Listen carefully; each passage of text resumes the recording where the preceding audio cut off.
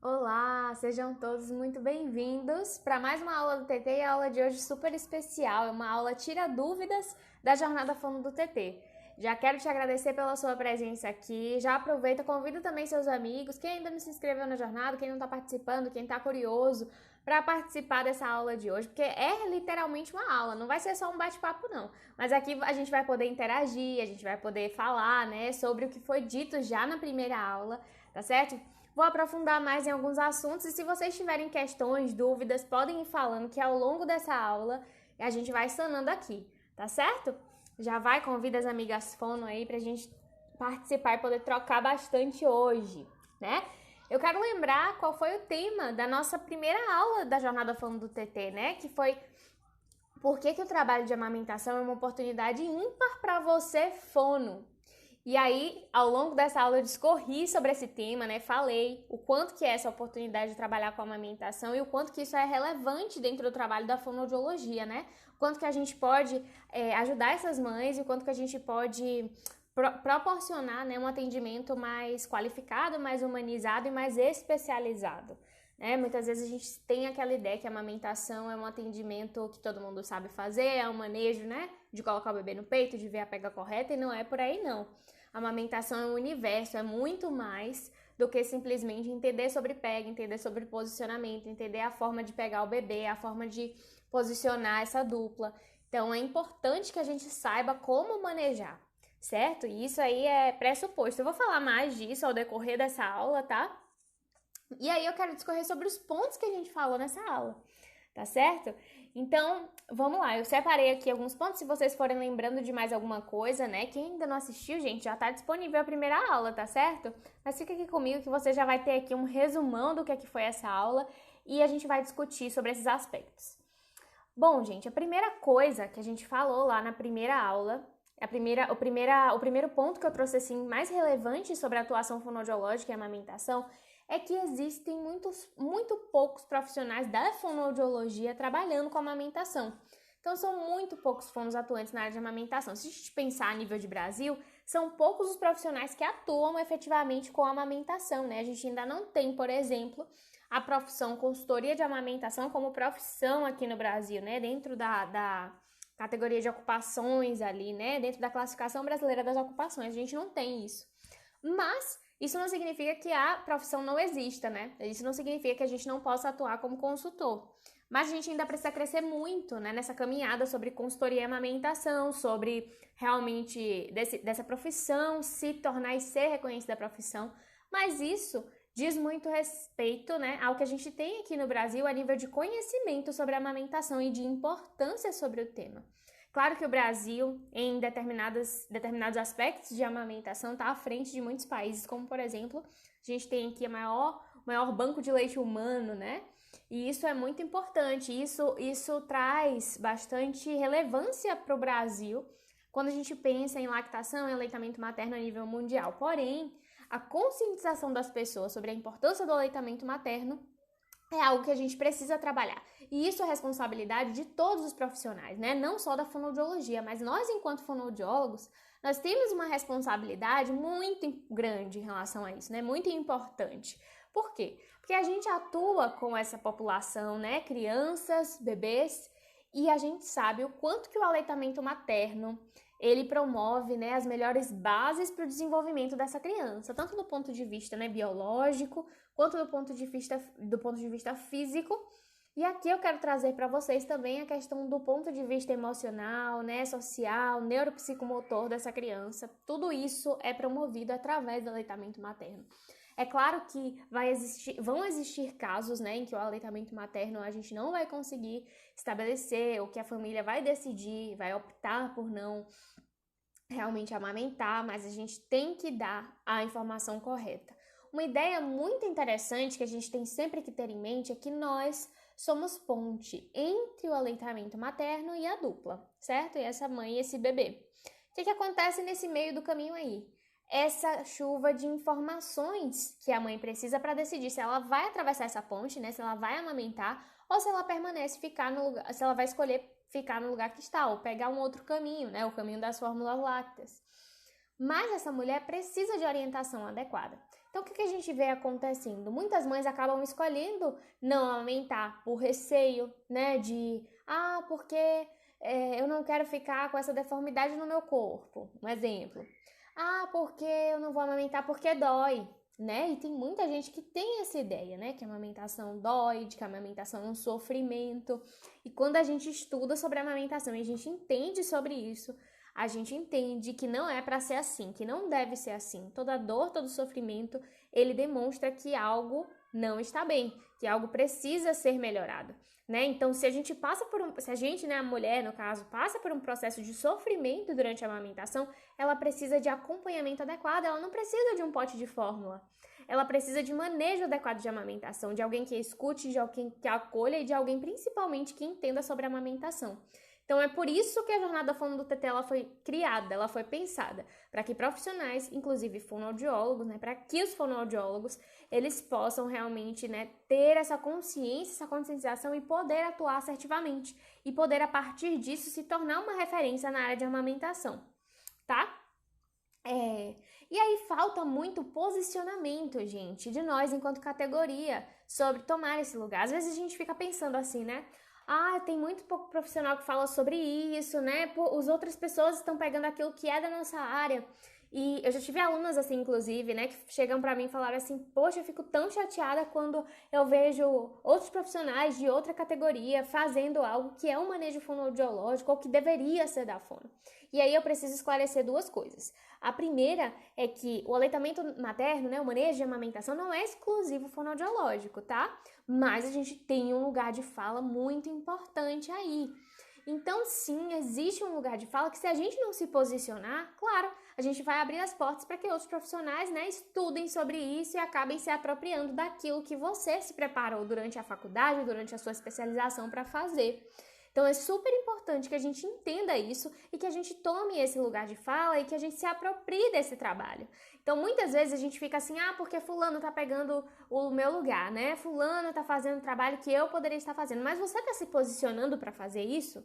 A minha pergunta é essa, né? A gente tem que tomar um pouco dessa responsabilidade para nós. Se as pessoas que trabalham com a gente não conhecem a fonoaudiologia, quanto que a gente está falando sobre fono e quanto que a gente está atuando sobre fono, né? Perto dessas pessoas. Quanto que a gente está matriciando. Não sei se você entende a ideia do matriciamento, mas a gente tem essa capacidade, né? Um dos princípios lá do matriciamento em equipe, de que toda equipe multiprofissional, ela consiga, né, conversar de maneira a todo mundo entender o que todo mundo faz, de todo mundo poder ser capaz de falar com propriedade sobre aquilo que o outro faz, né? Não tomar o lugar do outro, mas saber qual é o lugar de fala do outro. E isso é matriciamento, e a gente pode fazer isso em diversos âmbitos, né, da área de saúde, inclusive no nosso trabalho, inclusive no nosso ambiente, né, multiprofissional. Se a gente tem colegas, se a gente tem até amigos, familiares, tudo isso, a gente precisa entender a importância da gente falar sobre o que a gente faz, da gente mostrar a importância do que a gente faz, né, porque o trabalho fonoaudiológico é extremamente importante, não só para as questões de amamentação, mas para um tanto de questões, né? Do ponto de vista audiológico, de linguagem, de voz, motricidade e aí por diante.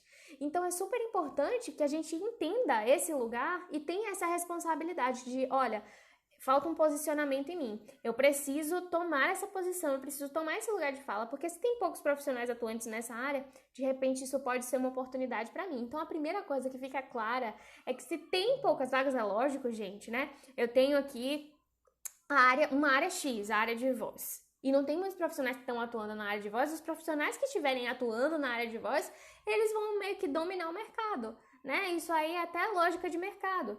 E não é para ser assim, né? Não é para ser dessa forma, desse jeito centralizado. A gente não pensa no manejo de amamentação dessa forma, mas infelizmente é o que acontece. As coisas acabam se centralizando e aí acabam apenas poucos profissionais falando daquilo ou tomando esse conhecimento, sendo que isso deveria, né, ser aberto, ser para todo mundo, tá certo? E aí, enquanto eu estava falando sobre essa questão de oportunidade, eu falei sobre a necessidade das famílias, né, e dos bebês de realmente ter esse acompanhamento. E só quem já passou por uma dificuldade em amamentação é capaz de dizer com tanta propriedade do quanto que isso fez, do quanto que um acompanhamento qualificado, né, fez a diferença, ou poderia ter feito a diferença, né, para essas mães. Então é importante demais que a gente entenda que assim, ó, o pós-parto nem sempre é um processo tranquilo para todas as mulheres. Para a maioria das mulheres pode não ser. Existem questões muito delicadas, existem questões delicadíssimas que envolvem a questão do aleitamento materno. Primeira coisa, né? Espera-se que quando um bebê nasce, ele mame direitinho e ele ganhe peso. Então, o aleitamento materno está diretamente relacionado à capacidade dessa mulher em aleitar esse bebê e promover caloria para esse bebê, né? E fazer esse bebê ganhar peso. Então, já vem a mochila da culpa para essa mãe, né? Quando ela tem o seu bebê ali que ela não consegue amamentar, ela fala, é culpa minha porque o meu bebê não tá ganhando peso, a culpa é minha, né? E às vezes é uma dificuldade do próprio RN, às vezes a gente tem o quê? As disfunções orais, que é o quê? Especialidade do fonoaudiólogo, que é algo que é o fonoaudiólogo que é capacitado para identificar e para intervir. Por mais que não seja ele que identifique, mas assim, quem tem que trabalhar a disfunção oral é o fonoaudiólogo. Então, a gente precisa entender a importância da nossa fala nesse lugar, né? E isso faz a diferença para tantas famílias. Agora a gente está tendo aí um monte de famosos que estão tendo filhos e volta e meia eu vejo uma história ou outra de bebês que não tiveram sucesso com a amamentação. E quando a gente vai ver, né? Aí a gente ouve a mãe dando um relato de por que não conseguiu amamentar. A história que bate, que se descreve, parece história de disfunção oral, né? O bebê, ele não conseguia abrir a boca, ele apertava demais o meu peito, ele mordia o meu peito e a consultora não conseguiu fazer ele pegar o meu peito direito. E aí eu tive acompanhamento com a consultoria não conseguiu fazer isso, e aí a consultora também não mandou para o fonoaudiólogo, né? Não fez essa parte de fazer o encaminhamento. E aí, se nenhum profissional tinha esse conhecimento, o que é que aconteceu? Desmame precoce. A mãe desmamou, sendo que se ela tivesse um acompanhamento adequado, se ela tivesse um profissional fonoaudiólogo de repente com ela, ou se ela conhecesse sobre isso, esse caminho ia ser totalmente diferente. Então existem várias coisas aí que estão por trás do manejo de amamentação que a gente precisa conhecer, tá? Existe o outro lado da moeda também, né, que é o fato de a mulher ser muito desestimulada a amamentar na nossa sociedade. Por quê?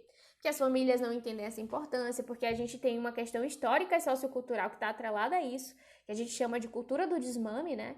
Então, que as indústrias não têm interesse em fazer propagandas para que essa mulher realmente amamente. As indústrias não têm interesse em promover campanhas de amamentação, porque elas querem vender suas fórmulas, elas querem vender as suas mamadeiras, elas querem vender os seus bicos artificiais, certo? E tudo isso pode atrapalhar a amamentação, né?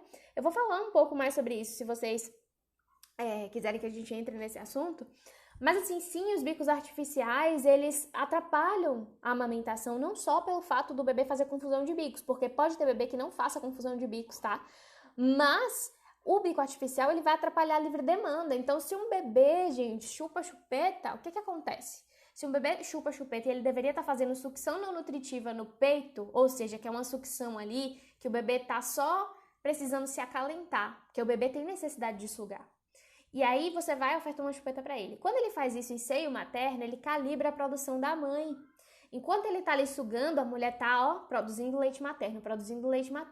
Quando ele realmente for amamentar para se nutrir, que for fazer aquela mamada efetiva, que é a sucção nutritiva, então ele vai ter leite suficiente para ele. O que acontece quando a gente coloca um chupeta? O bebê não faz essa sucção não nutritiva, que faz parte do processo de calibração da produção dessa mulher, né? Ele precisava estar ali no peito para essa mulher estar produzindo a quantidade suficiente para ele. Ele faz isso na chupeta e aí o leite materno tende o quê? A secar ou a diminuir a produção, porque é muito inteligente o corpo humano, né? Ele vai falar assim, ó, eu produzo a quantidade que exatamente eu sou estimulado para produzir. Se eu sou estimulado pouco, eu vou produzir exatamente essa quantidade aqui, porque eu não vou produzir para ficar sobrando essa mulher fazer uma mastite, né? Porque leite em excesso, parado no peito, essa mulher muito provavelmente vai empedrar esse leite, né? Fazer o engurgitamento que a gente chama, vai empedrar, vai virar uma mastite, enfim. Então, o corpo trabalha para evitar isso. E aí, o que acontece? Existe uma proteína lá no peito da mulher que entende assim, olha, não tá estimulando, vou produzir. Se chama fator inibitório da lactação. Esse fator faz com que a produção diminua, enquanto o bebê está lá sugando em outro lugar. O peito não vai encher ali para que a mulher realmente fique ali com o peito cheio. Então, se acontece também de a mulher em um momento ofertou, o peito ficou cheio, ela não esvaziou, uma hora, esse peito vai parar de encher. Cada vez menos, cada vez menos, cada vez menos, até chegar em um momento que a mulher fala assim: meu leite secou, eu não tive leite para amamentar o meu bebê. Mas será que teve estimulação adequada? Será que esse bebê sugava direito no peito? Então tá aí o ponto onde o fonoaudiólogo entra, né, para avaliar a sucção desse bebê. Será que essa sucção estava adequada? Será que esse padrão de sucção estava adequado? Às vezes o bebê tá ali sugando no peito, mas ele não tá fazendo uma boa excursão de mandíbula, a língua não tá no lugar, o bebê não canala a língua direito, não abre a boca o suficiente para abocanhar a boa parte da areola que a gente precisa. Então é fundamental entender que o nosso lugar dentro dessa avaliação de amamentação pode, inclusive, fazer com que a amamentação ela seja estabelecida ou não, fazer com que esse bebê desmame ou não, fazer com que essa mulher amamente ou não. Quantas mães aí, gente, a gente tem que tem sonho de amamentar, que pensa que quer demais amamentar, se preparou a gestação inteira para que nesse momento ela pudesse, e aí na hora da prática é tudo muito difícil. E aí ela nunca ouviu falar sobre disfunção oral. E aí, se você chega para acompanhar essa mãe e percebe a presença de uma disfunção oral, você pode fazer com que essa amamentação ela se estabeleça. Isso faz toda a diferença para a mulher. Isso faz toda a diferença para as famílias, né? Mas aí, como eu estava falando, essa cultura de desmame, ela não quer isso, né? As pessoas cada vez mais promovem, fornecem, né, bicos artificiais. E aí eu até falo na aula 1, eu falo isso, quantos chás de bebês a gente vê as mães ganhando mamadeiras, as chupetinhas da moda, bem aquelas da moda, né? Aquelas redondinhas, de bichinho assim, de orelhinha, né? Que é uma coisa fofa, é uma coisa fofa, mas que não vai trazer benefício tanto do ponto de vista de aleitamento materno, quanto do ponto de vista de desenvolvimento crâniofacial, né?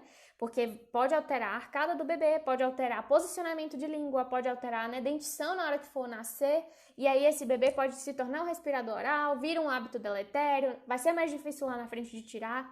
Tem muitas questões envolvidas sobre o amamentar, sobre o aleitamento materno e sobre aí o uso de bicos artificiais, o uso de fórmula precoce, né?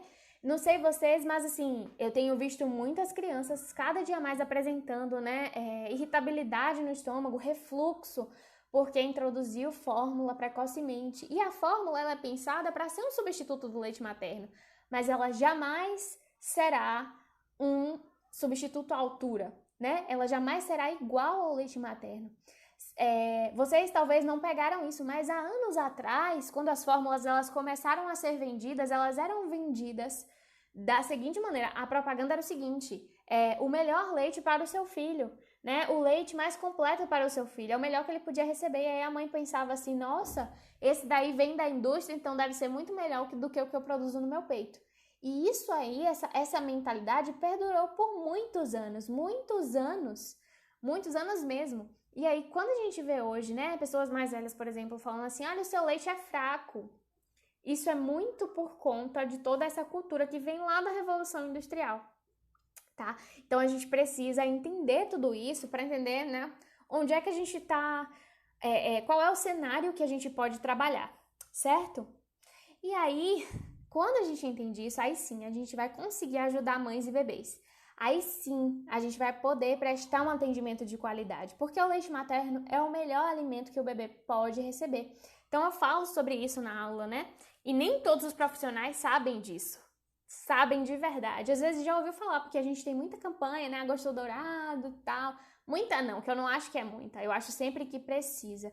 Não existe leite fraco, Thaís. Não existe. Nunca existiu, nunca existirá. Todo leite materno é leite forte, não importa a idade da criança, tá? Se a criança amamenta com 4 ou 5 anos, o leite materno continua sendo rico em nutrientes, super importante, o melhor leite que uma criança pode receber. Inclusive, o corpo do bebê é preparado para receber esse leite. Quando ele não recebe esse leite, ele não desenvolve a quantidade de anticorpos necessária, ele pode desenvolver alergias alimentares. Inclusive, quando ele não recebe esse leite, ele pode ter mais predisposição de desenvolver outras doenças, né? Não só alergias alimentares, mas outras doenças. O leite materno tem tantas questões que favorecem o bebê, aí daria uma outra aula só para falar disso, assim, dos hormônios que o leite materno dá para o bebê, né? Hormônios que são fundamentais para ele adormecer melhor. Enfim, tem uma série de questões. Mas assim, os profissionais que trabalham com isso nem sempre entendem a dimensão da coisa, sabe? Já ouviu falar sobre isso, mas tem muito a questão do negociar com a fórmula. Olha, você pode escolher entre amamentar ou não, né? Mas saiba que o seu bebê vai estar nutrido da mesma maneira. A propaganda é essa, né? Saiba que o bebê vai estar nutrido da mesma maneira, ou com leite do seu peito, ou com a fórmula, ele vai ganhar peso. Se eu já começo abordando uma mãe falando isso, gente, eu não promovo aleitamento materno, né? Eu preciso falar sobre realmente o que a gente tem, benefício de leite materno, certo? Então é super importante que a gente entenda sobre isso. Para além dos benefícios para a criança, a gente tem os benefícios para a mulher que amamenta. Então, super importante a gente que é profissional, que trabalha com essa área, entender isso, porque a gente não está trabalhando só com bebê. Quando a gente trabalha com aleitamento materno, com amamentação, a gente também promove saúde da mulher, certo? Por quê? Porque a gente reduz os casos de mastite, de abscesso mamário. Não sei se vocês já viram, mas dá um Google depois, né? Bota lá, abscesso mamário, para vocês entenderem o que é que o leite materno parado no peito, né? Sem ordem adequada, sem sucção efetiva, sem um bebê amamentando, pode fazer com o peito da mulher. Então é algo realmente que a gente evita, a gente previne. Inclusive a mulher que amamenta, né, reduz a chance do câncer de mama e tantas outras complicações que podem trazer, e o leite materno promove também prazer para essa mulher. Se ela amamenta bem, sem dor, isso se torna um momento muito prazeroso, e isso estimula hormônios que vão favorecer essa enxurrada de hormônios que essa mulher recebe ali depois do parto, logo quando o bebê nasce, né, que muda muito as questões hormonais das mães. Então, isso favorece demais, né, essa bomba de ocitocina faz com que a mulher se sinta também com muito mais prazer, muito mais relaxada. E isso favorece o vínculo também entre a mãe e o bebê. Então, por isso que eu falo, a gente sempre maneja a dupla. Não dá para pensar só em manejar o bebê, não dá para pensar só em manejar a mulher. Se eu quero trabalhar com amamentação, eu preciso entender sim sobre lactação, eu preciso entender sim sobre o funcionamento da mama dessa mulher, eu preciso entender sobre o histórico dela e o que é que afeta nesse manejo de amamentação, tá? E aí eu vou poder realmente prestar um atendimento de amamentação, né? Eu poder fazer uma consultoria ou prestar um atendimento de qualidade fonoaudiológico, né? Muitas vezes aí você trabalha no hospital, aí tá lá o fono, chegou um bebê que tá com dificuldade para amamentar, chama o fono que o fono ajuda. Aí o fono chega lá, o fono não sabe nada de lactação, o fono nunca ouviu falar sobre fases de lactação, lactogênese 1, 2 e 3, o fono não sabe, né, as diferenças e capacidade de armazenamento de leite, transferência efetiva de leite, né, fator inibitório da lactação, falei aqui na estante. O que é isso? Então, se o fono não sabe isso, muito provavelmente ele pode passar uma orientação errada. E qual é o risco da orientação errada, né? Desmamar a criança, desmamar o bebê. Porque se a gente não orienta a mulher a fazer a troca, né, entre as mamas, se a gente não orienta a mulher a fazer tanto o revezamento quanto também essa mulher de repente tem uma capacidade reduzida de armazenamento. E aí a gente fala assim, olha mãe, você só pode dar um peito a cada mamada. Ou então a gente fala assim, olha mãe, você tem que deixar ele mamando por X tempo, porque senão não vai atingir o leite posterior. Isso são informações, gente, extremamente ultrapassadas e que a gente não pode sair reproduzindo, porque cada caso é um caso, e aí a gente vai aprendendo a lidar com a singularidade de cada dupla. E essa é a chave que muitos profissionais e muitos fonos que trabalham com essa população precisam entender, para poder desenvolver um trabalho mais integral, né? Uma atenção integral realmente que possa contemplar essa dupla, que possa contemplar os dois literalmente, tá? Então a gente precisa ter propriedade para falar sobre o tema, para ajudar as famílias, a gente precisa estudar, precisa se aprofundar, e a jornada foi pensada para isso, para que você possa se aprofundar, né, de maneira gratuita, algo que realmente é um presente aí na semana do fonoaudiólogo, pensado para que você entenda como se tornar uma referência nessa área. Então eu tô aqui falando todo dia para você, né? Ontem teve a aula 1, hoje eu tô falando, quarta-feira eu vou falar, quinta-feira eu vou falar, sexta eu vou falar. Então assim, gente, não vai ter desculpa para dizer, olha, nunca fui exposta a isso, eu nunca ouvi falar disso, né? Ninguém aqui vai poder dizer pra mim assim, eu nunca ouvi falar sobre isso, porque você tá ouvindo falar sobre isso, né?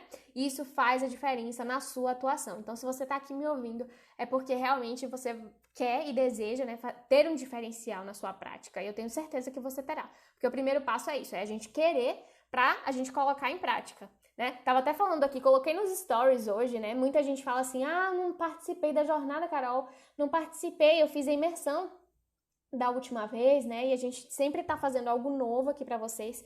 E aí a pessoa falou assim, porque eu não tive tempo. E eu fico pensando sobre tempo. Esse ano eu aprendi muito sobre tempo. Só não tem tempo, né, quem não tem prioridade. Mais ou menos assim. A gente sempre tem tempo para aquilo que é prioridade para nós. A frase é essa, né? A gente sempre vai arranjar tempo. Então é sua saúde, você ficou doente, você vai atrás de um médico, né? Sei lá, é seu emprego, você quer aquele emprego, chegou a vaga para você, você vai cancelar todos os seus compromissos porque você vai, porque é uma prioridade para você, né? Então existem coisas na nossa vida que são prioridades e a gente sempre arranja tempo, né? É o seu casamento, é os seus filhos, e são coisas que devem sim ser prioridade. Mas assim, quando a gente pensa sobre a nossa atuação, a gente também tem que ter prioridades. E quando a gente realmente quer mudar a nossa prática, a gente quer fazer a diferença, a gente quer se tornar referência, não tem caminho fácil, tem caminho possível. E o caminho possível é você encontrar tempo, é você realmente estudar, se aprofundar para que realmente isso faça diferença. Porque não tem milagre. Não adianta eu vir aqui, né, te dar uma fórmula de Bhaskara para você conseguir fazer o aleitamento materno e você não tomar a sua atitude, né? O seu posicionamento, seu primeiro passo. Então é fundamental que assim você saiba a sua responsabilidade sobre esse processo, tá? E a gente, além de ter profissionais desqualificados, assim, desatualizados mesmo para falar sobre o tema, para ajudar as famílias, a gente tem muito pouco material disponível, né? Então eu lembro da minha história. Quando eu comecei a atender a amamentação e quando na verdade eu fui introduzida nesse mundo, eu não sabia assim sobre a amamentação, eu nunca tinha ouvido falar direito sobre isso, porque na verdade tinha ouvido falar na faculdade, mas assim, eu não tive estágio sobre o tema, eu peguei poucos bebês ali no estágio, porque tinha pediatria no hospital que eu tava, porque o estágio de amamentação mesmo eu não fiz. Então eu saí muito crua da faculdade. Quando eu cheguei no mercado de trabalho, que eu precisei atender isso, eu falei, não, eu preciso mudar essa realidade. E eu entendia que tinha muita coisa que eu sabia que podia ajudar as mães, mas eu não sabia como fazer. E aí eu tive que meter as caras. E nossa, quantos poucos materiais a gente tem sobre a amamentação. Então, se você é fã, não tá me ouvindo, você gosta de escrever, essa é uma oportunidade de você aprender a amamentação e começar a fazer artigo, gente, porque a gente tem muito pouca coisa sobre a amamentação no Brasil e de fonoaudiologia, né? Eu cito uns poucos aqui, posso lembrar de uns poucos profissionais, né, dentro da fono que se debruçam mais sobre esse tema e que produzem sobre esse tema. A gente tem a Martinelli, a gente tem a Fujinaga, mas assim, muito poucos profissionais que falam diretamente sobre a amamentação e que são referências nessa área. Então, é algo que realmente ainda é escasso, é centralizado, são poucos profissionais que falam que detêm o conhecimento, né, que pode disponibilizar um curso, e a gente vê que não tem cursos, nem muitos cursos disponíveis sobre isso. A gente vê, às vezes, que profissionais não tem muito, nem sempre está abrindo esses cursos, né, nem sempre está disponibilizando esses materiais, e aí você fica à mercê mesmo daquilo que você vê na internet, daquilo que você acha que outros profissionais estão publicando, mas será que isso é realmente bom para a sua prática? E aí eu posso te dizer do meu ponto de vista, né, do ponto de vista da minha experiência, até posso trazer umas experiências que são das minhas alunas, mas assim, até a minha experiência, gente, isso não funciona, né? A gente sofre aí uma sobrecarga de coisas, de informação, de um monte de coisa que vão falando pra gente e que no final a gente não consegue fazer nada com essa mistura, né? É uma vitamina de coisa, a gente bota tanta coisa que no final não tem gosto de nada. É literalmente isso. A gente não consegue criar um raciocínio clínico, a gente fica perdida. Será que eu faço isso? Será que eu faço aquilo? Mas eu vi fulano dizendo que pode fazer isso. Eu vi fulano dizendo que não pode fazer aquilo. Você tem que saber quem são as referências para que você tá dando ouvido. E aí eu já bati muito a cabeça com isso. E hoje eu posso dizer realmente, né, que os meus trabalhos eu tenho resultado porque realmente foi na prática, foi colocando em prática, foi ouvindo as pessoas certas, né, e tendo direcionamento e supervisão, foi que eu consegui realmente prestar um atendimento de qualidade e me tornar referência nesse assunto. Então, além disso, né, dessa questão toda de que a gente tem poucos materiais disponíveis, né, a gente precisa entender o nosso lugar e a importância do nosso trabalho em amamentação, para que a gente entenda o quão importante é a gente se debruçar sobre o tema de amamentação, o quão importante é a gente entender isso para o nosso atendimento. Gente, quando a gente promove a amamentação para os bebês ou as crianças, as famílias que a gente atende, a gente previne uma série de complicações no futuro para essa criança, né? Então, a gente previne que essa criança se torne um respirador oral e volte para a clínica de fono. A gente previne que essa criança, né, tenha alguma questão de tonicidade de órgãos fonoarticulatórios e aí previne que essa criança faça uma troca fonética na fala, né? Que essa criança tenha questões aí tanto do ponto de vista respiratório quanto articular. A gente pode prevenir que essa criança, inclusive, né, precise usar lá os aparelhos ortodônticos. A gente pode prevenir tanta coisa, né? Então, o aleitamento materno, do ponto de vista assim, oromotor, só tô falando aqui, promove tantas questões. E aí a gente pode pensar lá nas questões também de linguagem, porque se uma mãe amamenta efetivamente, né, ela cria um vínculo forte com essa criança, né? Não tô dizendo que as mães que não amamentam não criam, não é isso. Mas a amamentação tem o seu lugar do ponto de vista de vínculo, de vinculação, né? A mãe que amamenta troca olhares com a criança, né? Conversa, tudo isso já vai formando e estimulando a linguagem desse bebê. E aí, isso, quanto mais cedo, né? A gente sabe disso. Quanto mais cedo isso é feito, mais essa criança tende a se desenvolver do ponto de vista de linguagem. Então, a gente pode, dando as bases motoras adequadas para essa criança, para falar, para realmente conversar, verbalizar todas as questões, e a gente promove também questões de linguagem desde cedo, são muito menos riscos, né, dessa criança vir para a clínica fonoaudiológica por uma troca de fala, né, por um problema de fala, por uma dificuldade, enfim, um atraso. Então, a gente previne já as questões de fala promovendo aleitamento materno. A gente sempre tem que lembrar que a gente é fono quando está promovendo aleitamento materno. Então, sim, a gente tem que saber sobre essas questões de linguagem, tem que saber sobre as questões audiológicas. E aí vem aquela questão que muito fono pensa, né? Não pode amamentar deitada. Pelo amor de Deus, mãe, não deixe. Não é essa posição que amamenta. Outro dia eu ouvi um relato de uma mãe que eu fiquei chocada. Que a fono chegou, assim, era pós-parto imediato. A fono chegou. Não pode amamentar assim. Você, tipo assim, só faltou chamar a mulher de doida, né? Sei lá. Não pode ser assim. E chegou tirando o bebê do colo da mãe e colocando mais verticalizado. E, gente, isso é uma profissional que, além de não entender nada sobre a amamentação, né? Não entende sobre acolhimento, abordagem com a mulher no puerpério, não entende sobre atenção materno-infantil. Isso é grave, né? A gente precisa ter a forma certa de abordagem, né? Eu vou falar mais sobre isso amanhã, sobre a forma de abordagem. Então, spoiler da aula 2. Vão guardando aí que amanhã tem isso. E aí é super importante a gente saber como falar, saber como comunicar, saber como dizer e orientar essas mães, porém a gente não é dono da verdade.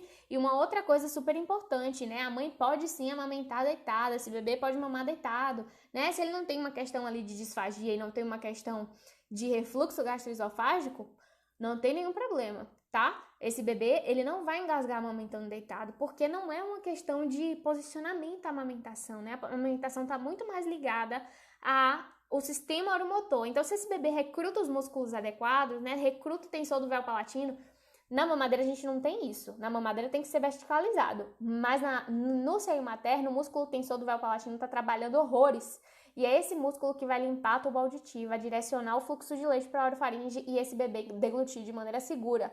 Então, o bebê pode estar de cabeça para baixo. E aí, bebês maiores, né, são ótimos para fazer isso. Tem uma foto super legal. Eu vou tentar achar essa foto de uma bebezinha mamando de cabeça para baixo, assim, no sofá, a mãe sentada e a bebê mamando de cabeça para baixo. Uma figura. E ela vai engasgar por isso? Não vai engasgar, porque o aleitamento materno é maravilhoso. Então, a posição deitada é preconizada pelo Ministério da Saúde. Justamente por isso, para a mãe recostar as costas, descansar. E às vezes, gente, a mãe tá amamentando ali, o bebê tá literalmente deitado sobre a almofada de amamentação e não tem risco nenhum para a criança tá amamentando deitada, é só a mãe que tá sentada. Às vezes profissionais não pensam sobre isso, né? Fazer esse raciocínio, esse link, criar esse raciocínio clínico, às vezes é difícil. Então é super importante a gente entender do ponto de vista que a gente está falando. E isso, ó, previne doenças audiológicas na infância. Se o bebê é só exposto ao leite materno, ele não é exposto a fatores heterólogos, né?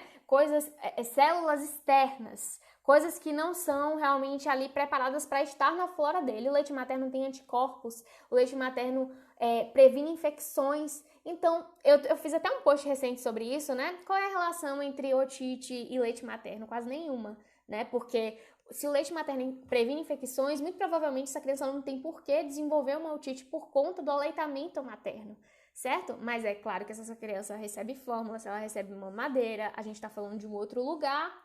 Então, é muito importante a gente entender isso. É óbvio, né? O leite materno previne infecção. Por que o bebê vai desenvolver otite por conta do leite materno? A gente precisa pensar sobre isso.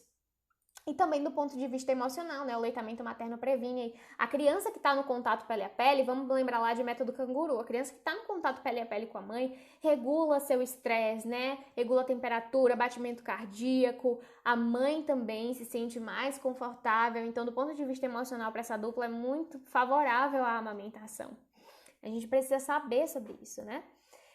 E o fonoaudiólogo ainda possui um olhar super especial sobre as questões de nutrição, do ganho de peso, né? Porque a gente sabe que se o bebê não ganha peso, das duas, ele não tá mamando bem, ele tá disfágico, ou o que tá acontecendo? A gente sempre vai investigar, né? A gente sempre, quando trabalha com alimentação, a gente quer que essa criança ganhe peso. Se você trabalha lá com seletividade alimentar e a criança tem uma seletividade pesada, é lógico que você vai pensar em ganho de peso. A gente precisa pensar sobre isso. Não dá só pra querer textura, tal. Essa criança precisa se alimentar, né? E se alimentar por via oral, que a gente não vai sair colocando sonda nas crianças. Principalmente em bebês, tá, gente? Já vou entrar aqui em um outro assunto. Bebês que usam sonda oral, sonda naso. Qualquer tipo de dispositivo invasivo pode desenvolver aversões. E isso vai ser um problema para nossa clínica, né? Então, quanto mais a gente puder reduzir isso, dispositivos invasivos no bebê, melhor, porque bebê tem questões, ele descobre o mundo pela boca, né? Então, essa parte do bebê é sensorialzona, né? É puro sensorial. E ele vai descobrir a mãozinha, depois vai colocar tudo na boca, né? Então, o bebê descobre o mundo pela boca, e se a gente promove experiências favoráveis para esse bebê, desde quando ele nasce, ele pode sim se desenvolver muito melhor do ponto de vista sensorial, inclusive, né? Então, a gente reduz os casos de seletividade, né? A gente promove até uma introdução alimentar mais adequada para essa criança. Vocês entendem essa relação? Se estiverem me entendendo, vão falando aí, viu? E aí a gente tem essa noção, sabe? De estrutura anatomofuncional, oromotora, né? Dessa promoção de vínculo entre mãe e bebê. E a gente consegue também promover a amamentação ou a alimentação mais segura para aqueles casos em que o bebê é disfágico, por exemplo. Então, se a gente percebe que o bebê tem alguma coisa de deglutição, mesmo que a gente não trabalhe com disfagia, mas a gente tem esse olhar. A gente sabe que se o bebê tá cansando, tossindo, que tem algum risco ali. A gente pode até não saber identificar, mas a gente sabe que tem uma coisa de errado. A gente vai poder, pelo menos, encaminhar para o profissional certo, né? E identificar ali que algo tá errado, e a gente vai poder, pelo menos, intervir para que esse bebê possa se alimentar até por via oral de maneira mais segura, né? Sua mãe tá lá com... Esse bebê mama na mamadeira, né? Só recebe leite lá da mamadeira. E aí, se você tem uma noção de que usar uma mamadeira, um fluxo muito alto, esse bebê vai engasgar, e não é por isso que ele vai ser disfágico, você consegue controlar as coisas melhores. Mesmo no caso lá de hiperlactação, às vezes a mulher tem aquele jato de leite enorme, né? Vários jatos. E o bebê, por receber tanto jato de leite na boca, às vezes encordena, né?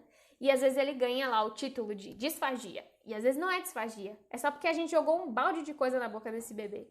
E aí, se você conhece sobre a amamentação, você vai saber o manejo certo para evitar que esse bebê saia do peito, né? Porque não é a solução tirar ele do peito. E para que ele mame sem estar fazendo tosse, sem estar fazendo nenhum tipo de engasgo. Tá certo? Então, gente, existe uma oportunidade que eu quero, para fechar aqui esse nosso momento, eu quero lembrar que existe uma oportunidade, né? Tanto da pessoa, tanto do fonoaudiólogo, ele ser um fono de sucesso, quanto dele se tornar uma referência nessa área e ainda mais, quanto dele trabalhar apenas com isso. Então, se eu decido hoje, né? Eu sou um profissional liberal, eu decido hoje só trabalhar com a amamentação, sou fonoaudióloga, eu quero só trabalhar com a amamentação, eu tenho autonomia para isso. E isso também me posiciona num lugar de fala muito legal. E eu posso simplesmente, né, começar a fazer consultoria. Eu posso trabalhar exclusivamente com isso. E é algo que tem um retorno, sim, financeiro muito bom, mas que tem um retorno também, assim, de satisfação pessoal, assim, mensurável. É aquela coisa do valor que eu falei outro dia, né?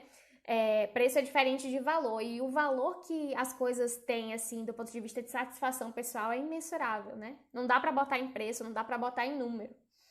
Então, eu queria te agradecer por ter me assistido até aqui, dizer que essa troca pra mim é maravilhosa. Obrigada pela sua presença. Vocês têm alguma pergunta? Se alguém tiver alguma pergunta, alguma dúvida sobre o que eu falei, deixa aqui. Eu quero dizer também que ainda dá tempo de você se inscrever na jornada e participar, tá bom? O link de inscrição ainda tá lá no meu perfil, na minha bio. É só você clicar lá, assistir a primeira aula, vai ser enviado para você, tá certo?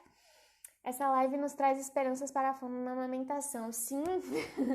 Ai, que bom ouvir isso. Minha missão aqui é essa, para que a gente transforme a atuação fonoaudiológica e a amamentação, transforme a amamentação, né, no Brasil, quem sabe do ponto de vista mundial, mas que a gente realmente possa fazer a diferença, né?